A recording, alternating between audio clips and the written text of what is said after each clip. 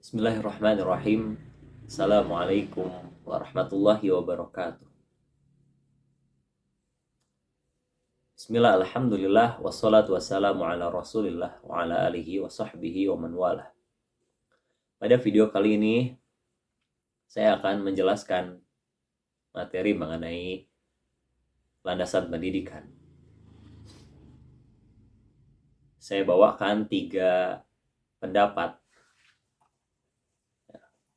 menurut para ahli di bidang pendidikan. Yang pertama datang dari Profesor Dr. Duratul Yatimah, MPD. Mengatakan bahwa landasan pendidikan ialah tempat bertumpu, titik tolak, atau dasar pijakan dalam melaksanakan pendidikan. Kemudian pendapat dari Dr. Haji Tatang Syarifuddin, MPD, berkata bahwa landasan pendidikan merupakan seperangkat asumsi yang dijadikan titik tolak dalam pendidikan. Adapun pendapat dari Dr. Y. Suyitno, MPD, mengatakan bahwa landasan pendidikan ialah landasan yang mengarah pada bentuk fisik serta mengarah pada konsep atau teori. Dari 3 pendapat ahli dalam bidang pendidikan, dapat disimpulkan bahwa landasan pendidikan adalah pijakan dasar yang secara konseptual digunakan di dalam dunia pendidikan. Tanpa adanya landasan, suatu pendidikan akan berjalan pada arah yang tidak pasti. Hal itu justru menciptakan kesenjangan pendidikan dalam cengkraman komersialisasi. Itulah mengapa suatu pendidikan harus dibangun di atas landasan yang jelas. Salah satu contoh landasan pendidikan adalah Undang-Undang Dasar 1945.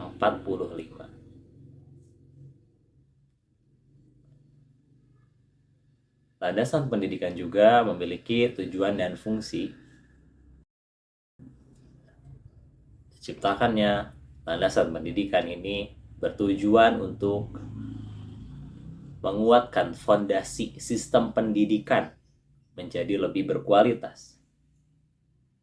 Dan agar mencapai tujuan pendidikan yang telah dirumuskan,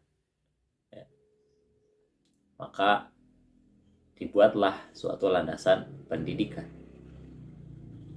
Kemudian, dengan adanya landasan pendidikan, ini membangun sumber daya. Sumber daya apa? Sumber daya manusia yang lebih cerdas dan berkualitas. Kemudian dengan adanya landasan pendidikan bertujuan untuk menciptakan pola kerja dan pola pikir yang selaras dalam dunia pendidikan. Kemudian selain dari tujuan dalam landasan pendidikan, ada juga fungsi-fungsi nyatanya landasan pendidikan. Yang pertama, sebagai tolak ukur kualitas suatu kebijakan atau program pendidikan. Jadi kita bisa menilai kualitas suatu kebijakan atau program pendidikan ataupun biasa disebut dengan kurikulum ya, dengan berbagai aspek landasan pendidikan. Kemudian ia juga berfungsi sebagai pedoman yang konkret dalam praktik di dunia pendidikan. Landasan pendidikan juga berfungsi sebagai pedoman dasar yang harus dipegang teguh oleh para pendidik dan tenaga kependidikan dalam menjalankan kegiatan belajar mengajarnya. Kemudian landasan pendidikan juga berfungsi sebagai dasar dalam mencetuskan ide-ide atau gagasan-gagasan terkait konsep pendidikan. Selanjutnya, landasan pendidikan ini memiliki jenis-jenis landasan pendidikan. Secara umum, jenisnya ini dibagi menjadi 7. Yang pertama, landasan hukum. NKRI, Negara Kesatuan Republik Indonesia, merupakan negara hukum. Segala hal di dalamnya, termasuk pendidikan, harus patuh dan taat pada hukum yang berlaku. Contohnya bisa kita temui landasan hukum ini yang membahas mengenai pendidikan di Indonesia adalah Undang-Undang Dasar 1945 pasal 31. Kemudian Undang-Undang Nomor 20 tahun 2003 tentang Sistem Pendidikan Nasional. Kemudian ada Peraturan Pemerintah tentang Pendidikan dan GBHN 1993 dan masih banyak lain. Yang kedua, landasan filsafat. Landasan filsafat adalah landasan yang berhubungan dengan hakikat pendidikan itu sendiri. Adapun contoh landasan filsafat adalah kehadiran dan kedudukan manusia sebagai makhluk ciptaan Tuhan di dunia, ataupun masyarakat serta kebudayaan yang terbentuk di dalamnya, dan manusia sebagai makhluk sosial yang memiliki banyaknya keterbatasan.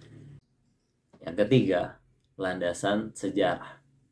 Indonesia merupakan bangsa yang besar karena sejarahnya. Indonesia bisa bangkit seperti sekarang ini karena sejarah pilu yang ada di masa lalu. Sejarah selalu menyimpan berbagai informasi seperti konsep, praktik, nilai moral, bentuk, dan lainnya. Informasi-informasi itulah yang harus terus digali untuk menjadi dasar pijakan generasi sekarang dan juga di masa depan. Kemudian berikutnya, yang keempat ada landasan sosial budaya. Landasan sosial budaya adalah dasar pijakan. Landasan sosial budaya adalah dasar pijakan yang bersumber dari hubungan sosial antar individu dan budaya yang terbentuk di lingkungannya. Sosial budaya merupakan bagian penting dari kehidupan bermasyarakat. Jika tidak ada sosial budaya, masyarakat akan hidup dalam kehampaan dan tanpa makna. Yang kelima ada landasan psikologi. Ia adalah asumsi yang berasal dari studi psikologi dan dijadikan dasar atau pijakan di dunia pendidikan. Misalnya saja, seorang pendidik harus mampu memahami karakter atau perilaku peserta didiknya, beserta perubahan yang terjadi pada perilaku tersebut.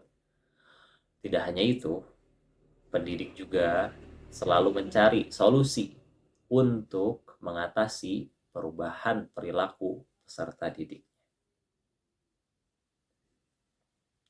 Kemudian yang keenam ada landasan ekonomi. Ekonomi merupakan salah satu sumber penghidupan manusia. Tidak dapat dipungkiri, untuk memenuhi kebutuhannya, setiap manusia akan senantiasa melakukan kegiatan ekonomi. Hal itu juga berlaku dalam dunia pendidikan. Landasan ekonomi merupakan pijakan dasar dalam mengelola proses yang berlangsung di dalam dunia pendidikan. Kemudian yang terakhir ada landasan religius. Landasan yang merupakan pijakan dasar untuk membentuk keimanan, keyakinan, dan kekuatan karakter pada setiap diri individu. Maka, landasan religius harus bisa ditanamkan sejak dini, sedari kecil, pada peserta didik melalui lembaga-lembaga pendidikan seperti sekolah. Kemudian berikutnya mengenai ruang lingkup landasan pendidikan. Landasan yang dibangun harus memiliki ruang lingkup yang spesifik. Ruang lingkup landasan pendidikan adalah batasan dalam pendidikan yang bertujuan untuk membentuk peserta didik menjadi pribadi yang aktif dan mampu mengembangkan potensi yang ada dalam dirinya. Berikut ini ruang lingkup yang bisa kita jadikan sebagai acuan. Yang pertama, ruang lingkup filsafat pendidikan. Filsafat pendidikan merupakan titik tolak perumusan suatu kebijakan pendidikan dalam rangka mencapai tujuan pendidikan nasional. Kemudian ada sosiologi pendidikan. Sosiologi pendidikan merupakan suatu ilmu yang mempelajari interaksi sosial di lingkungan pendidikan. Keberadaan sosiologi pendidikan mampu meningkatkan sinergitas kerjasama antara individu dan pendidikan. Kemudian berikutnya, kebudayaan. Kebudayaan merupakan faktor penting yang harus diperhitungkan sebagai sebuah landasan dalam pendidikan. Kebudayaan akan menghasilkan pola belajar tertentu pada setiap individu. Kemudian kondisi psikologis. Dalam ruang lingkup ini, peserta didik adalah subjek yang harus mengalami perkembangan dalam pendidikan. Saat memberi pelajaran, tenaga pendidik harus mempertimbangkan kondisi serta karakter para peserta didiknya. Kemudian yang terakhir, teknologi. Dalam ruang lingkup teknologi merupakan faktor utama pendukung terselenggaranya pendidikan yang efektif, efisien, dan tak terbatas ruang dan waktu. Jika tak ada teknologi, pendidikan tidak akan berjalan secara optimal. Hal itu karena setiap kebijakan akan sulit untuk didistribusikan secara merata ke seluruh wilayah Republik Indonesia. Ya, berdasarkan pembahasan yang saya paparkan, tersirat bahwa betapa pentingnya bagi seorang guru atau tenaga pengajar untuk memahami landasan pendidikan ini. Mengingat bahwasanya guru merupakan garda terdepan yang berinteraksi secara langsung dengan peserta didik di kelas. Ya. Sekian video yang bisa saya bawakan pada kesempatan kali ini. Mohon maaf apabila ada kekurangan. Saya tutup. Wassalamualaikum warahmatullahi wabarakatuh.